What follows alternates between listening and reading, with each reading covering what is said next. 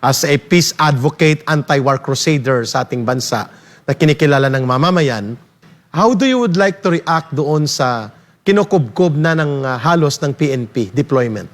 Ang buong sentrong katedral ng Kingdom of Jesus Christ, which is a publicly known religious compound worship center and religious administrative center ng isang relihiyosong established na reliyon sa Pilipinas. At ito ngayon ay may mga police deployment all over perimeter at nababahala pati ang mga estudyante dahil within the compound ay nandyan din po ang Jose Maria College. Any reaction to this, Kaado, as a social political observer sa ganitong kalapastangan ng mga panghaharas at lantarang intimidasyon at pananakot sa Kingdom of Jesus Christ ng PNP forces? Well, this reflects the overall psychological condition of the present government, which is unstable. And para sa akin, yung pagpapakita ng mga signos ng pasismo at pagka-Gestapo ay nanggagaling lamang sa isang liderato na insecure. No? Dahil yung mga ganyan naman sa isang demokrasya, ay hindi ipinapakita kung kung walang nagbabadyang panganib o nagbabadyang hamon, no, sa katahimikan. Lalo't-lalo na sila ay pulis. No, they are men in uniform. Sila ay mga pasweldo ng mga mamamayang Pilipino sa pamamagitan ng ating buwis. Sila ay mga appointed officials lamang ng mga elected officials na nag-i-enjoy lamang ng derivative sovereignty dahil sa ating konstitusyon, ang absolute sovereignty ay nasa kamay ng mga mamamayan. Correct. Yan ang nakikita ko dyan. They are merely confirming a state of insecurity of this government, Eric. Wow, ang ganda ng quotable media pronouncement mo, Kado. Ito ay gawain lamang ng isang insecure na pamahalaan.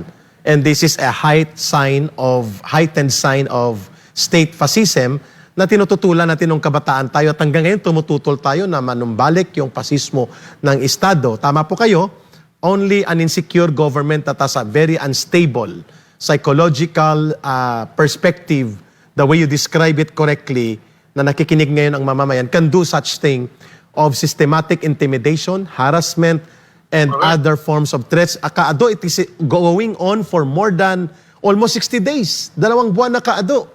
And you were the ones to point it out ng nakaraan nang pinuna mo ang ginawa ng PNP na katawa-tawang hindi pagrespeto sa Vice President ng Chief PNP na tinanggalan nila. Basta-basta, walang respeto ng police security escorts ang Vice President. Kaado, go ahead.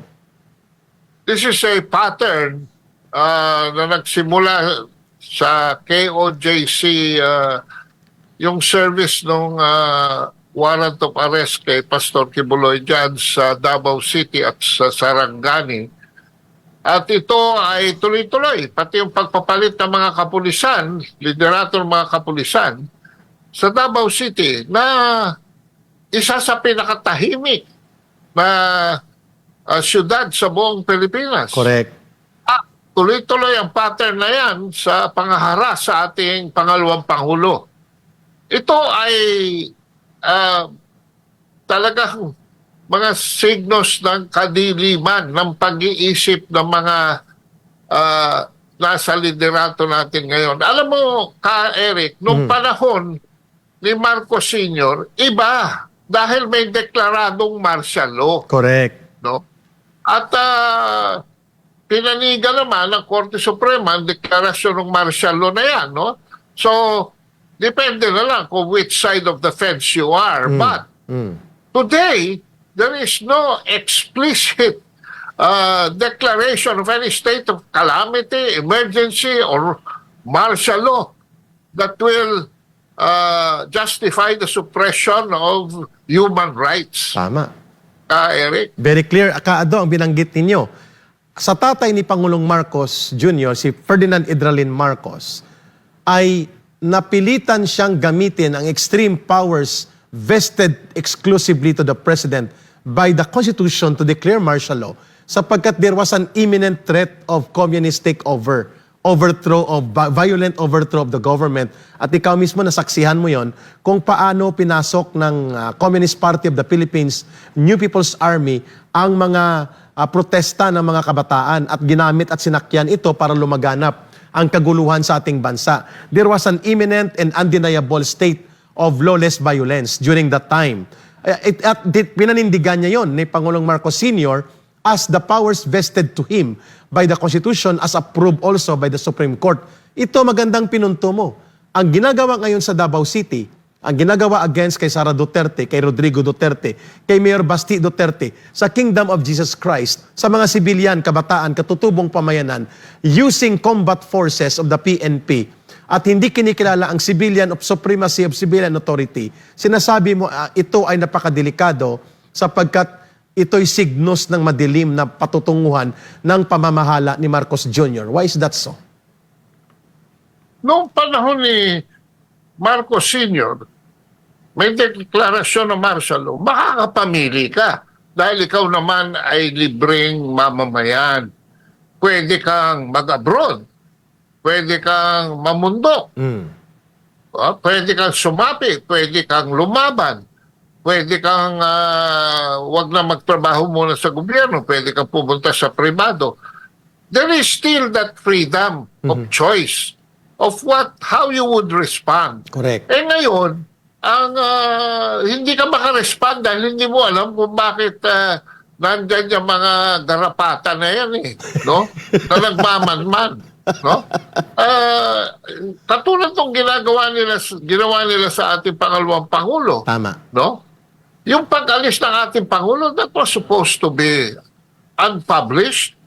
Pero sila pa mismo ang naglabas because correct. the way I gathered, it was taken from part of it was taken from the CCTV. Pangalawa, yung casing ng kanyang tinitirahan. Tama. Pwede ka ba mag-casing nang hindi mo pinaalam doon sa may-ari ng bahay na ano ang intention mo? Dahil maaaring yung casing na yon was really a sweep for her protection. But because there is no notification to the owner of the place, it is highly suspect. And it follows, sabi ko nga, a pattern, no, of harassment. Yun. No? It Tama. is a dark pattern of harassment na ginagawa lamang parang saywar yan So ano ang gusto ninyong ipahatid? Na kayo dyan sa kapulisan ay mayroong bakal na kamay na ang amo nyo na si Secretary Abalos ay hindi lamang artista na ngayon, kung hindi isang pasista na. At ang kanyang amo ay maaaring magdeklara ng martial law. Ayun. Come on down! Gawin nyo na kung anong gusto nyong gawin. Para ang taong bayan makadesisyon din kung anong gagawin namin. Di ba? I like that Ganun line. lang naman yan Yeah. Let us be transparent about our moves.